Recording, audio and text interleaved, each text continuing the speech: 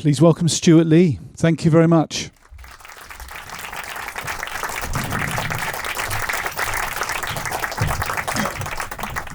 Stewart, thank you so much for being with us. You've got an incredible schedule.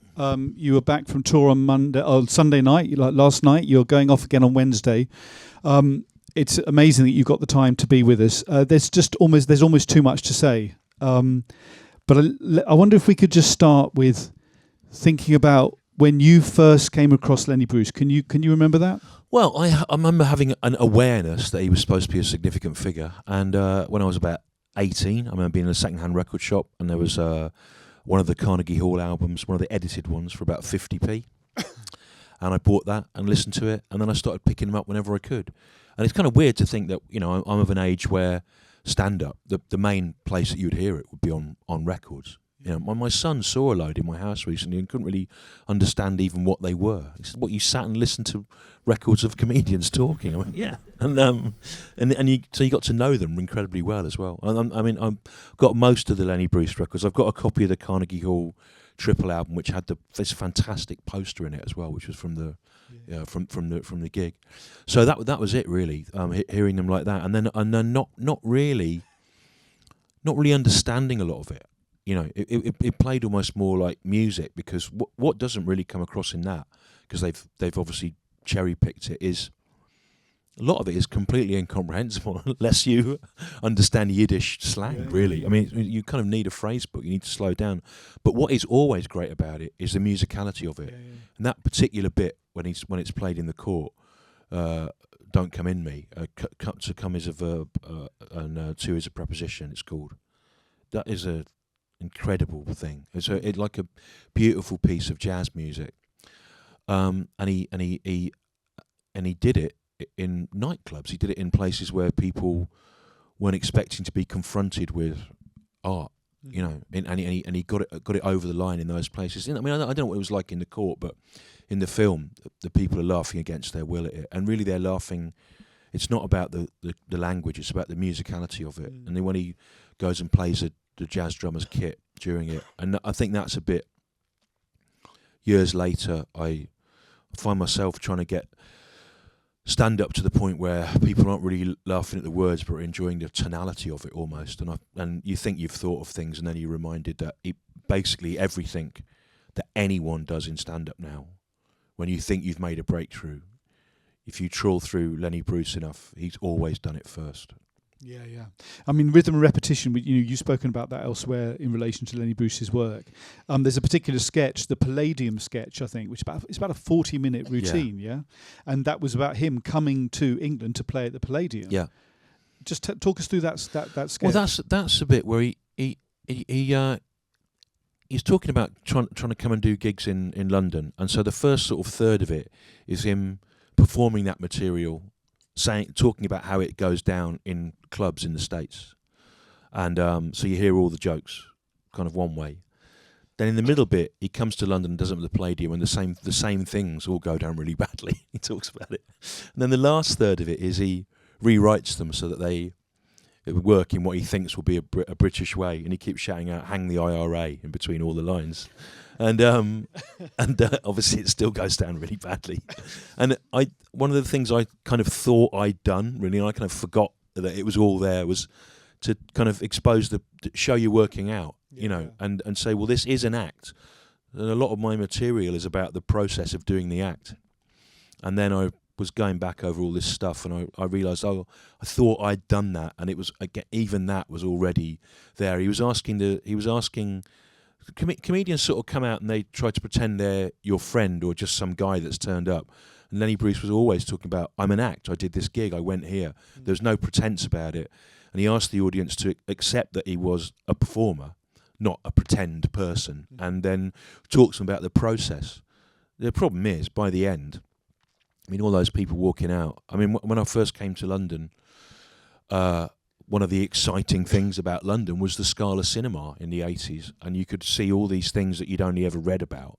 And one of the things that they had on regularly was what was called the Lenny Bruce concert film, which is actually 50 minutes of him doing that, reading out his trial transcripts and taking issue with them, and it's interminable. You know, it's really, really not funny at all. And by the end, he become completely bogged down in self-justification at the expense of entertainment. And that's probably a very realistic portrayal of it, where the people are walking out during it.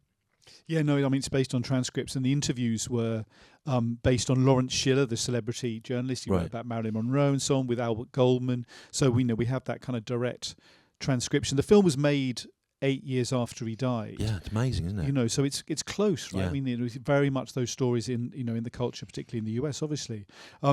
When you first came across him, and then when you started, performing, was he a reference point in the wider culture, do you think, for the on the circuit? Well, no, not at all.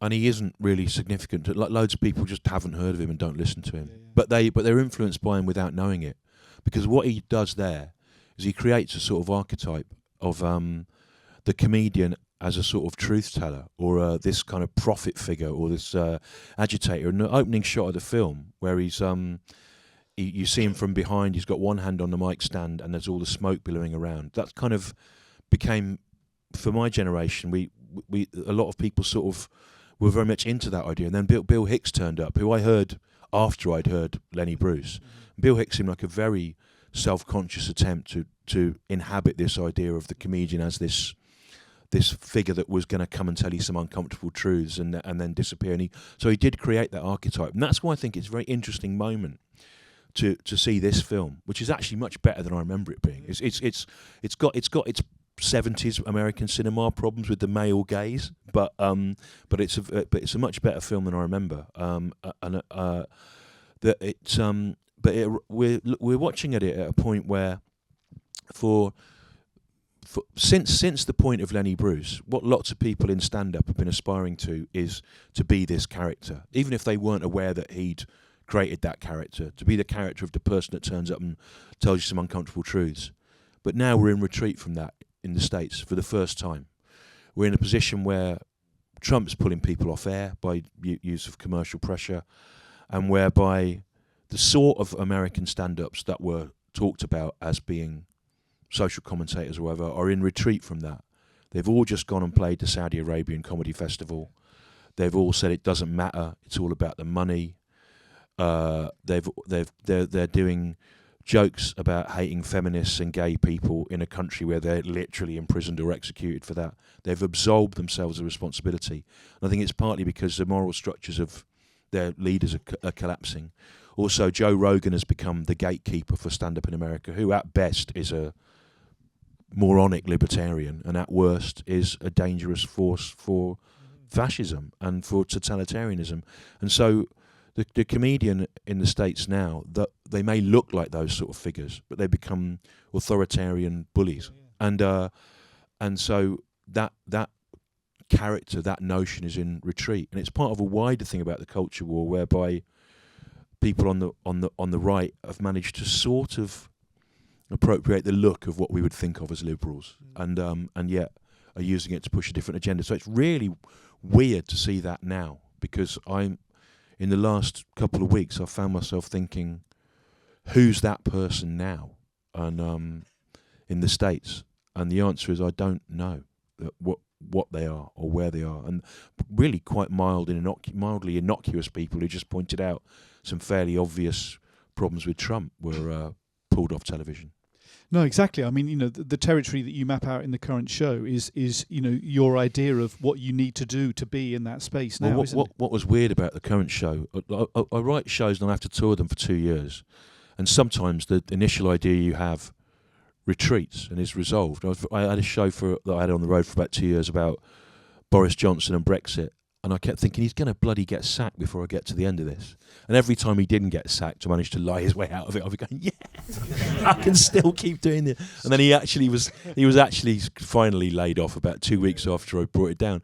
Whereas this one is about questions about accountability for the things you say and whatever, and that actually the news is moving closer towards it all the time. But it was great seeing that and being reminded of what you can do with stand-up. I mean, this shift from an oppositional left perspective, speaking up for the underdog, against power and so on, and now finding that role, as you say, usurped and on the side of power is a fundamental shift. And that space of free speech, which of course he went to, he paid with his life for, arguably, is now claimed, as you have done, and noted in so many of your sketches, what the unsayable. They can't say it, but actually they've just said it and they're making millions from it. Yeah. This abuse of language, the Hall of Mirrors of language. I mean, what does it leave you with, given that the power of words is everything that he stood for? Well, I don't know. I think things are changing very, very rapidly, and not in a good way. Meta has just put a guy in charge whose name I can't recall at the moment, but who's one of the leading campaigners against diversity, equality and inclusion initiatives in the States. And he's going to be helping to program the algorithms that tell search engines what to put towards us. So they're changing the perception of language at a very fundamental level. And I think one of the things that Lenny Bruce at least had on his side was that there was a commonly understood idea of where we were in the news or the culture and in history, and then he could come off the back of that. Whereas now it's so diffuse. Like you know, lots of people believe things that are patently false. What Lenny's doing material about there is differences of opinion or about how society should work. But now there are fundamental misunderstandings about what is actually happening. I mean, how many people I get into conversations with me tell me that Keir Starmer defended the Southport killers' parents in court or something. It kind of, you just hear these completely untrue, or that Sadiq Khan has called for Sharia law to be imposed in Britain.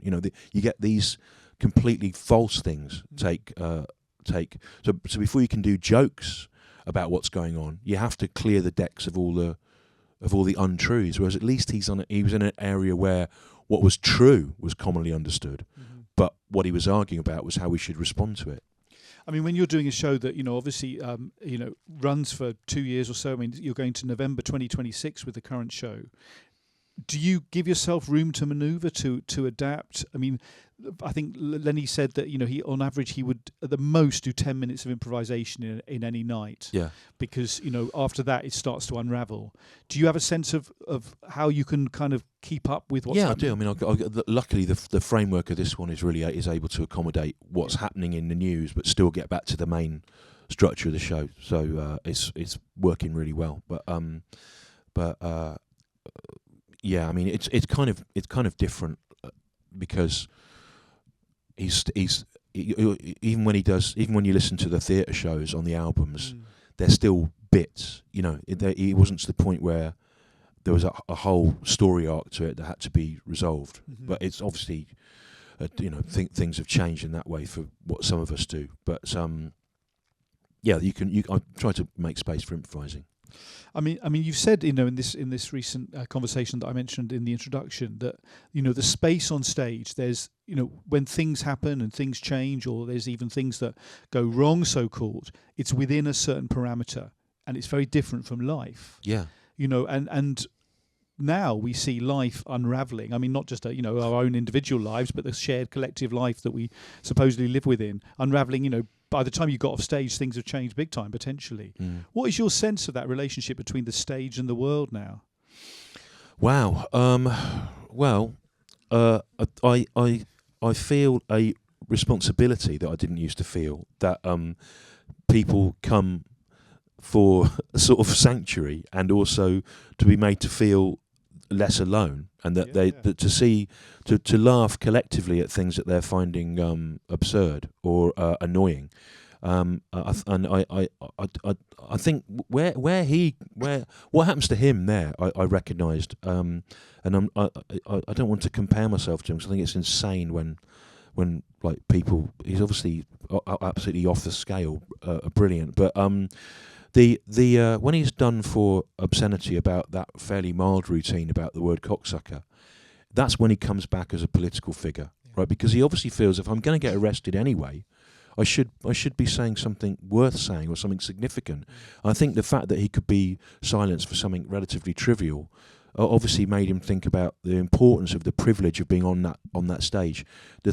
How that affected me, what my similar moment, I'd never thought about it before sitting and watching this tonight, was when I helped out on Richard Thomas's opera, Jerry Springer the Opera, which was a very good-natured show saying don't judge people, tolerate everyone, and it didn't really seem to me to be a hugely complicated message, but it was deliberately misunderstood and to sell newspapers and to further the cause of the evangelical far right. In fact, the main guy prosecuting it is now the same lawyer who is advising Nigel Farage pro bono on how to reduce women's fertility rights. It's weirdly, 20 years later, to pull the abortion laws tighter.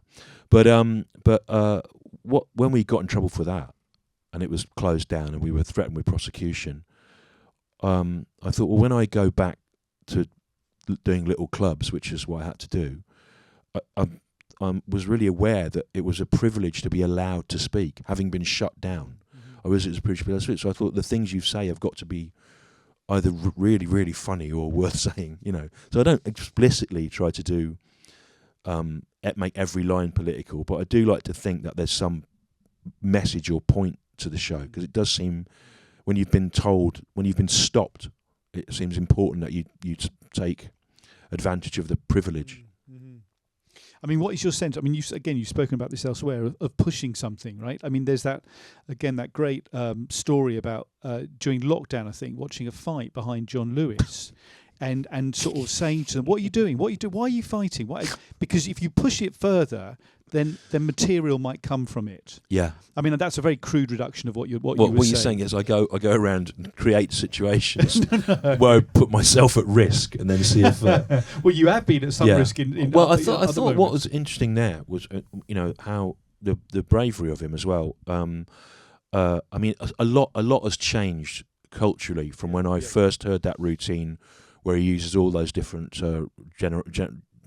generalizations about race in the room. But God, the 5 minutes until it turns, whoa, I mean,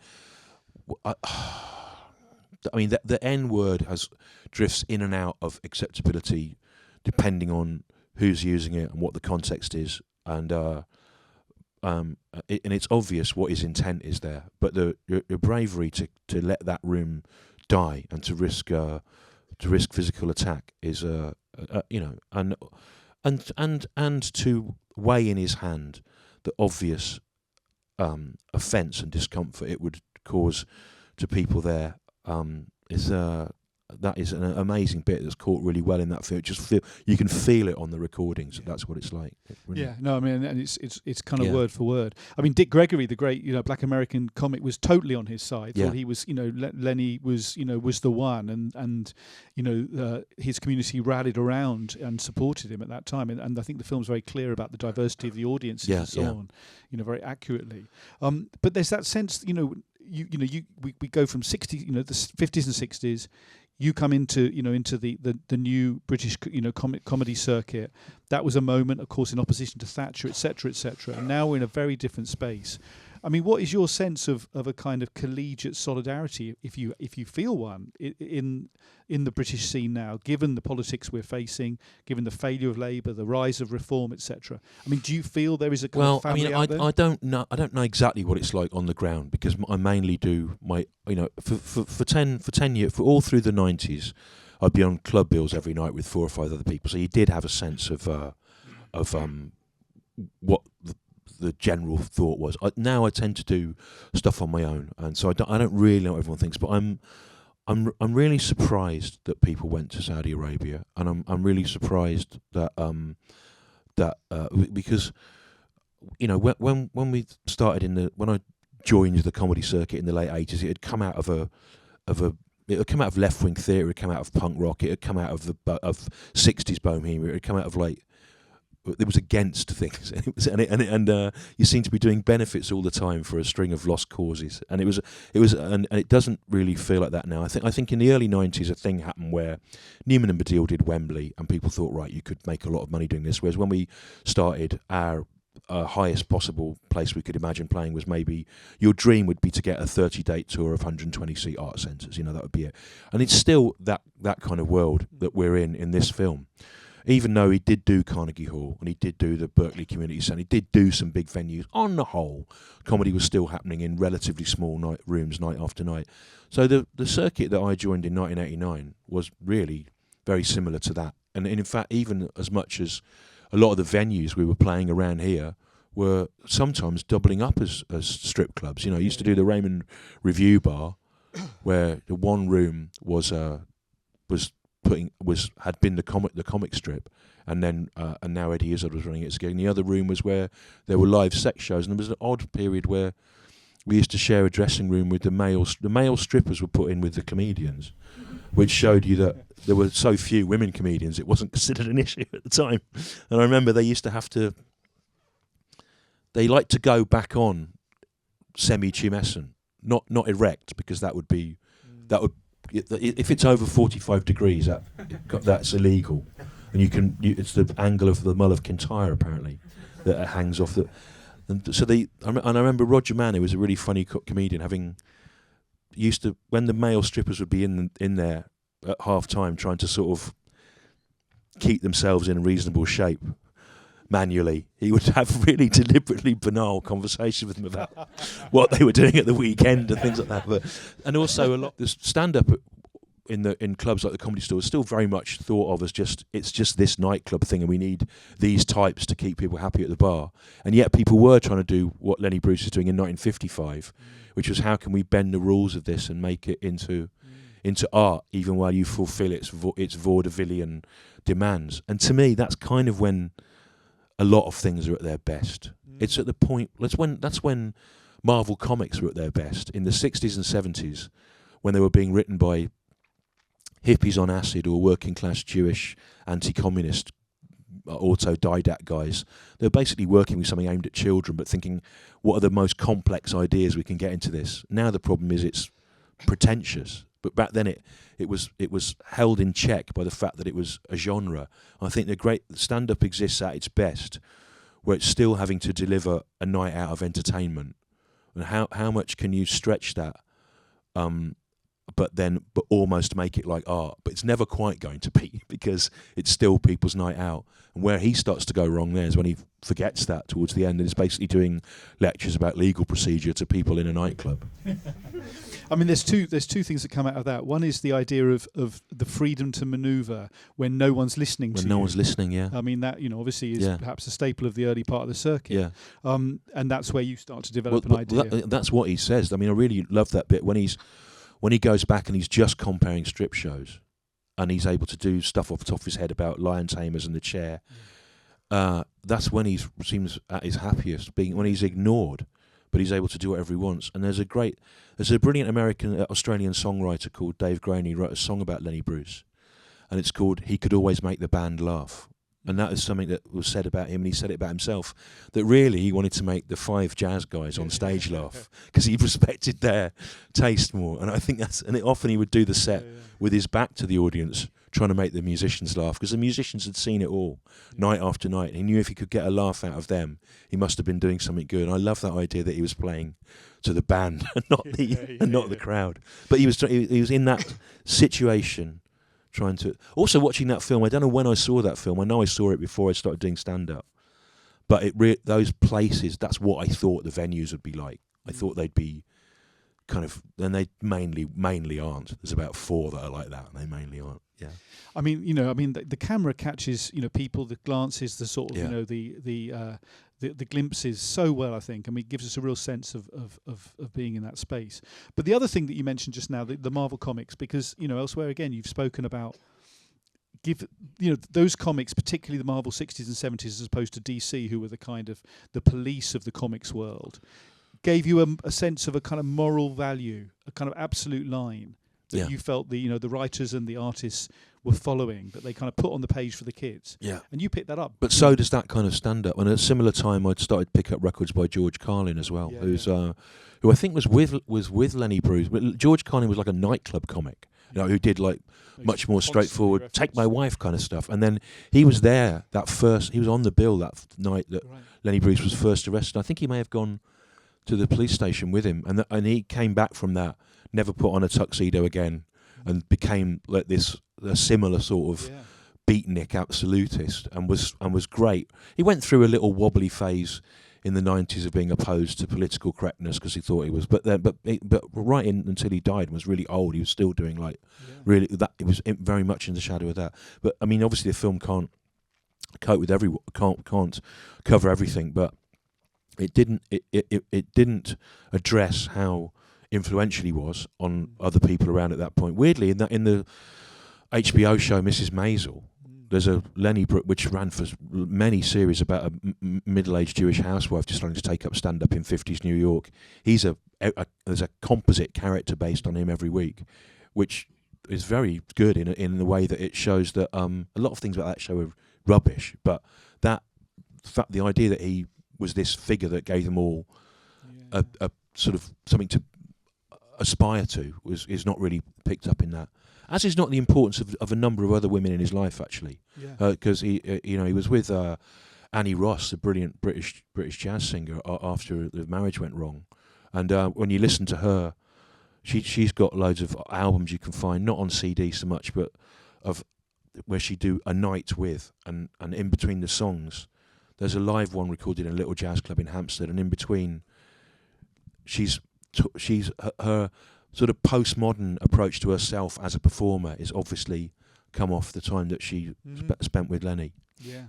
I mean, the other area that he doesn't focus on, in any way really, is the network appearances, the Steve Allen show. Yeah. I think there were half a dozen, but they were really crucial. And Steve Allen was obviously ready to go out on a limb and really kind of take on the new talent. I mean, obviously we can think about you in relation to television as well. Very different time, but then it would have mattered, I mean, on a scale we can't even imagine. Yeah.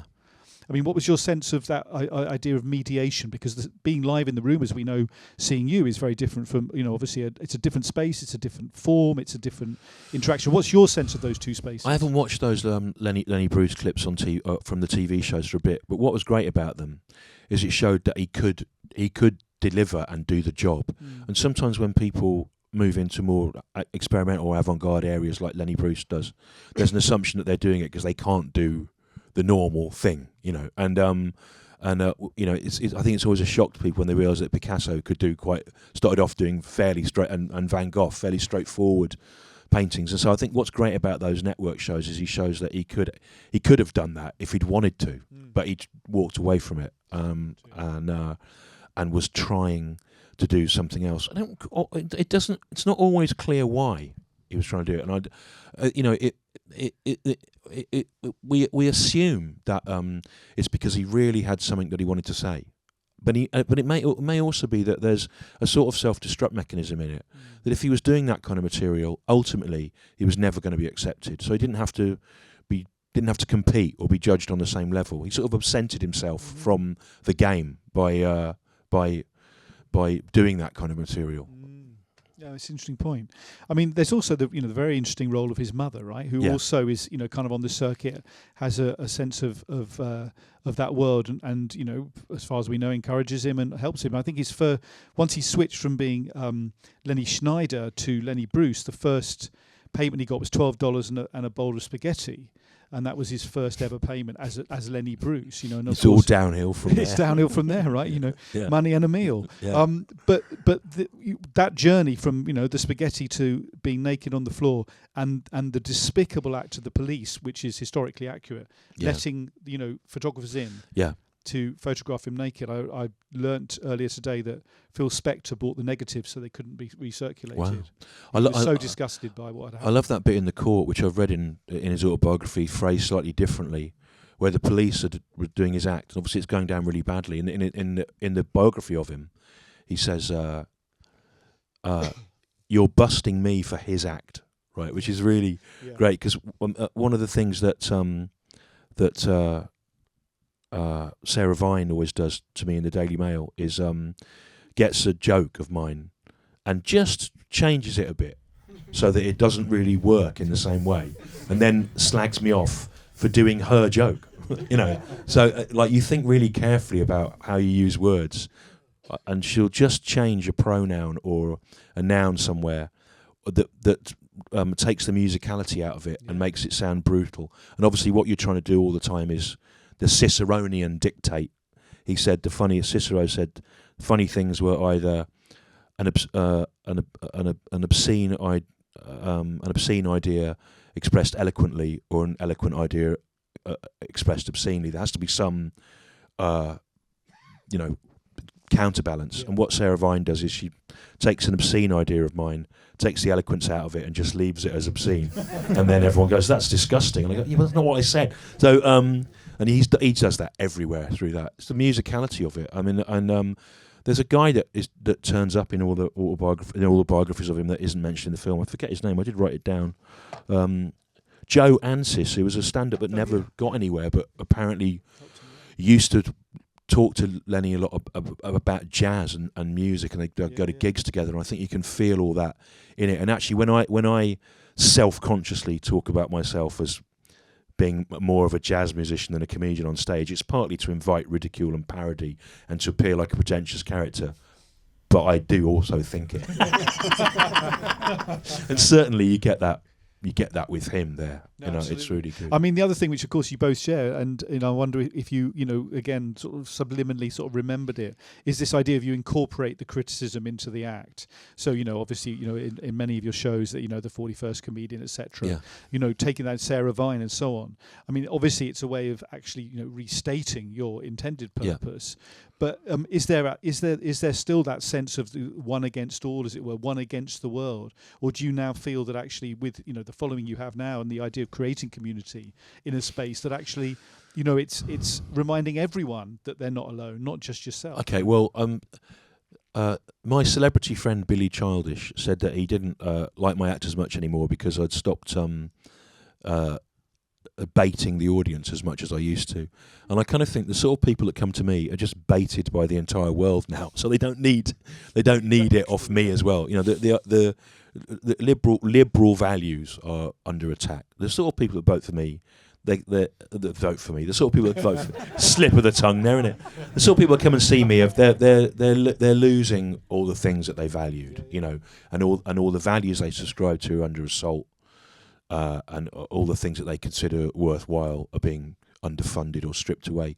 So the last thing they need is me really having a go at them, although they like it, because the liberal audience likes to laugh at itself. But I do think it's not messianic, but what I noticed in lockdown and after gigs now is, and there's a sense that people really like to hear the things they are worried about talked about in a funny way, and it's comforting. Certainly I used to write for the Observer every 2 weeks, and I stopped doing that about a year ago when it got bought out by some strange people. And two things happened. First of all, I'd see something that really annoyed me, and I think, I'll write about that in a column. And I go, I can't do it. It was like I felt really blocked. But also loads of people said how much they looked forward to that, because it articulated in a funny way something that they'd found incredibly miserable and depressing.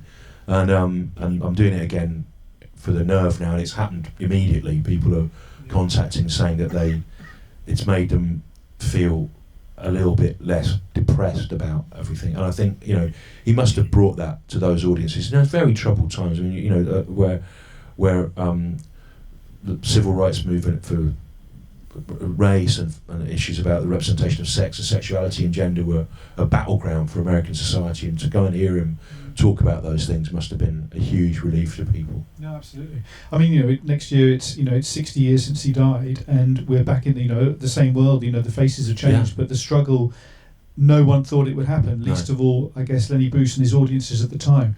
It'd be great to hear from this audience. We've got the microphone. Yes, please stay with us until we get the microphone. Thank you. Thanks for screen film. This has been a really enlightening talk. Kind of think about something. I'm not quite sure I want to articulate it. Certainly not as well as you will. To me, I thought the film seemed to be about subversion of different kinds, and in a sense, him subverting himself. And when you talk about comedy, I thought, well, that's actually where the comedy you came from worked. Because, as you said, if you just end up basically talking to the audience and not doing your job, you're basically giving them a lecture, and that's not what they're paid for. In which case, does that make him, Lenny Bruce, one of the first punks, basically, with the attitude and the anger and subversion? And even if not, where does the subversion come from now? How do you subvert things? How do you make people think at the same time as you're making them laugh? And how easy is it? Because you just pointed out how difficult it's become. There may be about 3 questions in there, actually. Yeah, well, I mean, I think it's probably more difficult now probably more difficult to have the impact that he had, because there's so many more outlets for things. You know, TV used to have when there were 3 channels, people would watch whatever was on and have a shared response to it. And when Lenny Bruce would have done those American TV specials, you know, 100 million people would have seen his 5-minute bit or whatever. I think it's more difficult now because everything's so fragmented. But I think when you say he was subverting himself, yeah, I think I don't know. I mean, the film is a piece of work, isn't it? It's not his life; it's edited. But certainly, Bob Fosse seems to be suggesting that having taken issue with everything else, in the end, he was taking issue with himself. Yeah. Thank you very much. Yeah. Yeah. Here and then here, please. Yeah. I'm just wondering if you think there's more this kind of comedian has more value in the sense that they change the art form rather than changing the minds of people who watch it. Well, yeah. I mean, if you hadn't had Lenny Bruce, you wouldn't have loads of people today. Even people who've never heard of him wouldn't be as they are because he created that sort of a persona when there was nothing equivalent to it at the time. Yeah, yeah. Is that what you mean? Rather than changing the minds of people who are going to watch him live, making them think, oh, you know what, authority is bad, or we are, you know, like the thing with the racial slurs, rather than them going and thinking, oh yeah, we are just throwing these racial slurs around, but we're all, you know, it's all a system. That kind of thing. The idea of influencing Stewart, of influencing fellow comedians rather than worrying about influencing the audience. But I guess you can't choose whether you influence comedians, can you? I mean, do you influence? It's not up to you, really, is it? You can't get up in the morning and think, I'll decide to influence comedians today, or I'll influence the public. I don't know. No. It's what happens. What happens. Yeah. Thank you. Could you pass it behind you, please? Yeah. Thanks a lot. Hi. Thank you very much. Very interesting. And I wondered, just on a psychoanalytical analysis of what we saw, is that there's this scene where he talks to the judge at the end, and as in he's confronting his own. To me, it seemed that he was confronting his father. He was like saying, I just want to have your understanding. I want you to respect me. I want your respect. He says something like that to the judge, the figure of authority and everything. So I wondered, because the father is very absent in the movie. His parents split up when he was about. He didn't see his father much at all. He was, I think, on the road selling things, and they split up when he was about 9. So it might be something that was in the writer's mind. Yeah, to just to say he's trying to get the respect of imaginary father figure. Yeah, I never thought of that. But I think that's a filmic construct. We can't really know what Lenny Bruce thought about that. Yeah. But I think, thank you. I mean, there is a sense, though, isn't there, that he just wants the authorities, the police, the courts, to see that what he's doing is actually the right thing to do. And that's what he can't... it's like when a kid is upset and the parents are just sort of slamming them as they see it for no reason. He just can't understand why they can't see what he's trying to do. Yeah. I mean, again, I don't want to put words into your or the filmmaker's mouth, but yeah. Thank you very much. Any more thoughts, questions? Yes, please, yeah. Just here. Please use the mic. Thank you. It's not a question, just an observation, that it reminded me a lot of Cassavetes's Faces in terms of filming. Did you find that? Have you seen it? Cassavetes' stylistically? Stylistically, yeah. I mean, the absurdity, I mean, as soon as it started, I thought, God, no one makes films like this anymore. You know, there's a particular 70s American kind of art house films that had a budget. It's just, you know, and you get excited about things you see today that have got good reviews, and then you remember that was in mainstream cinemas. You know, it wasn't like only in one place for a day. It was like it's just incredible, really. No, it is incredible, yeah. I mean, there was a moment, wasn't there, a particular moment in cinema, and again, a kind of American cinema particularly, I guess, where that intensity and that energy was caught filmically in a way that we just don't quite see now. I mean, I guess aesthetics change, but yes, thank you. It's a good reference point. We're obviously moving towards the end times. I mean, not the end times. Well, maybe we are outside. Well, I mean, yeah. Peter Thiel thinks we are. Yeah, no, I mean, who knows what's happened out there while we've been in here. Anyway, soon we're going upstairs. Time for maybe one more question or thought, response, if you have it. Otherwise, we will obviously move on into the world. I'll tell you a funny story. Please, right? Sure, yeah, so that is a real type, isn't it? That idea of the comedian as this truth teller in black clothes became a real thing, and then when I would already knew about Lenny Bruce at that point. When I was about 21, 22, you had Bill Hicks, who really was it. And when I was about 23, 24, I went to the States and Canada, travelling around. And one of the things that I did was I went to a lot of comedy clubs. And on the whole, I wasn't really getting what I thought I might see. There were having basically invented that art form, it was already starting to erode, I think, in the States. But I went to a little comedy club in a place called Kamloops in rural British Columbia, which was called Yuck Yucks. And the compere was a guy called Herb, who did material about tractors and farming equipment, which the audience absolutely loved there. There was a Asian guy on from Vancouver whose stuff was Asian people do this, Asian people do that. It's an option for people to play up to that character. Then the headliner was a guy who was very much in that. He was called Richard Legg. He wore a black cowboy hat, black shirt, black suit, bootlace tie. Smoked on stage, had a gravelly voice, talked about all sorts of social issues, and then it was exactly that sort of persona, and I thought, wow, it's sort of there, And at one point, a waitress came up on stage with a flaming sambuca on a tray, and said, "Someone said they enjoy your act so much they want you to have this." And he goes, "What? You want me to drink it during the show?" And there were people going, "Yeah." So he had to drink this drink, like massive double-sized one. Then for the last 20 minutes of it, he was more unhinged and ranting because he'd drunk. And then afterwards, I met him and bought him a drink, which he seemed very grateful for. And he was still this character, full of all these wise words. And I said, "Well, what's the basis of your comedy?" And he said, "Well, there is no one so high that I should bow down to them, nor anyone so low that they deserve my contempt." That's what Richard Legg said to me. And I sort of went away from this thinking I'd seen this thing. I hadn't seen Lenny Bruce, but I'd seen one of these guys. I'd never heard of him before or since. Then years later, I was talking just to some Canadian comedians, and they went, "What, him?" And I went, "Yeah." And they went, "He's so full of shit, that act." They said, "Did he do the bit where he pretends the audience have sent him a sambuca halfway through?" And it was just a kind of off-the-peg persona for him that he'd been knocking out for years, but it was still really exciting to see that in the wild, at the point where they'd gone. Those people had kind of gone, and he was like a 60s guy that was still in that, and it was great to see him in that place, even if it was what we call shtick, which is talked about in there. So I didn't see Lenny Bruce, but I saw a man pretending to be him for money. Very good. Thank you, Stewart. Well, Stewart, of course, as we know, is on the road until November 2026 with Stewart Lee versus the Man-Wulf. Tickets still available, obviously across the country, many shows. But I draw your attention, if I may, to Alexandra Palace, Ali Pali, in February next year.